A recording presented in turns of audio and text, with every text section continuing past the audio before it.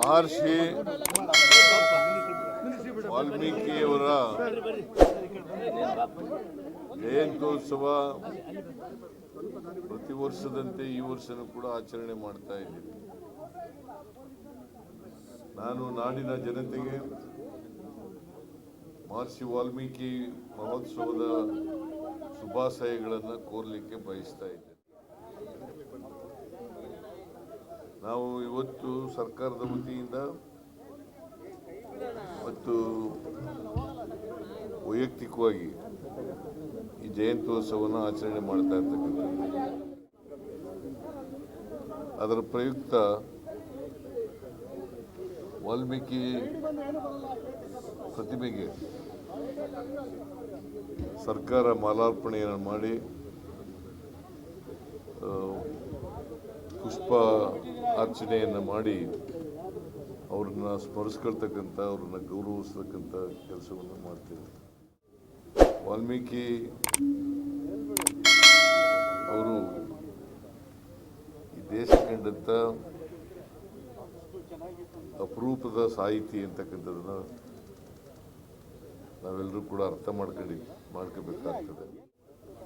ಈ ದೇಶದಲ್ಲಿ ರಾಮಾಯಣವನ್ನು ಅದನ್ನು ಬರೆದು ಇಡೀ ಜಗತ್ತಿಗೆ ಪರಿಚಯಿಸ್ತಕ್ಕಂಥ ಪ್ರಯತ್ನವನ್ನು ವಾಲ್ಮೀಕಿ ಮಾಡಿದರು. ವಾಲ್ಮೀಕಿಯವರು ಶೂದ್ರ ಜನಾಂಗದಲ್ಲಿ ಜನಿಸಿದ್ರು ಕೂಡ ಒಂದು ಮಹಾನ್ ಕಾರ್ಯವನ್ನು ಮಾಡಿದ್ದಾರೆ.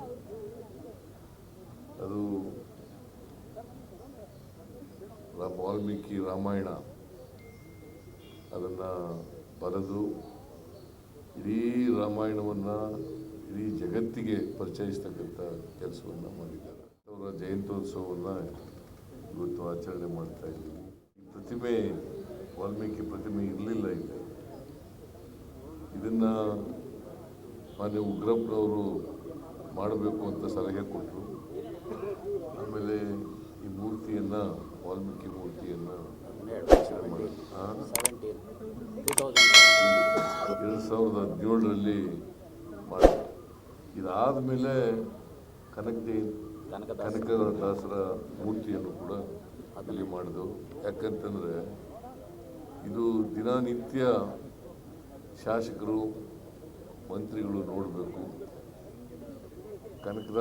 ಕನಕದಾಸರು, ವಾಲ್ಮೀಕಿ ಅವರು ಇಬ್ಬರು ಕೂಡ ಶೂದ್ರ ಜನಾಂಗದಲ್ಲಿ ಹುಟ್ಟಿ ಸಮಾಜಮುಖಿಯಾಗಿ ಕೆಲಸ ಮಾಡಿದ್ರು. ಅದಕ್ಕೋಸ್ಕರ ಅವರನ್ನು ನೆನ್ಕೊಳ್ತಕ್ಕಂಥ, ಸ್ಮರಿಸ್ಕೊಳ್ತಕ್ಕಂಥ ಅವರೇ ಕ್ಷಮಿಸ್ಬಿಟ್ಟಿದ್ದಾರೆ. ನಾನು ಆ ಎಸ್ತಕ್ಕಂಥ ಈ ಮನುಷ್ಯ ಇದೆಯಲ್ಲ, ಆ ಮನಸ್ಸನ್ನು ಖಂಡಿಸ್ತೇನೆ, ತೀವ್ರವಾಗಿ ಖಂಡಿಸ್ತೇನೆ. ಅದು ಮನುವಾದಿಗಳ ಪ್ರಯತ್ನ. ಈ ಮನುವಾದಿಗಳ ಪ್ರಯತ್ನ, ಅದಕ್ಕೆ ವಿಚಲಿತರಾಗಿಲ್ಲ. ಚೀಫ್ ಜಸ್ಟಿಸ್ ಆಫ್ ಇಂಡಿಯಾ ವಿಚಲಿತರಾಗಿಲ್ಲ. ಅವರು ಏನಿನಂತೆ ಕಾರ್ಯಕ್ರಮಗಳನ್ನು ಕೆಲಸ ಮಾಡ್ಕೊಂಡು ಹೋಗಿದ್ದಾರೆ. ಜೊತೆಗೆ ಅವರು ಇವ್ರಿಗೆ ಕ್ಷಮೆ ಮಾಡಿದ್ದಾರೆ. ಅದು ಭಾಳ ದೊಡ್ಡತನ ಅಂತಕ್ಕಂಥ ಮಾತುಗಳು.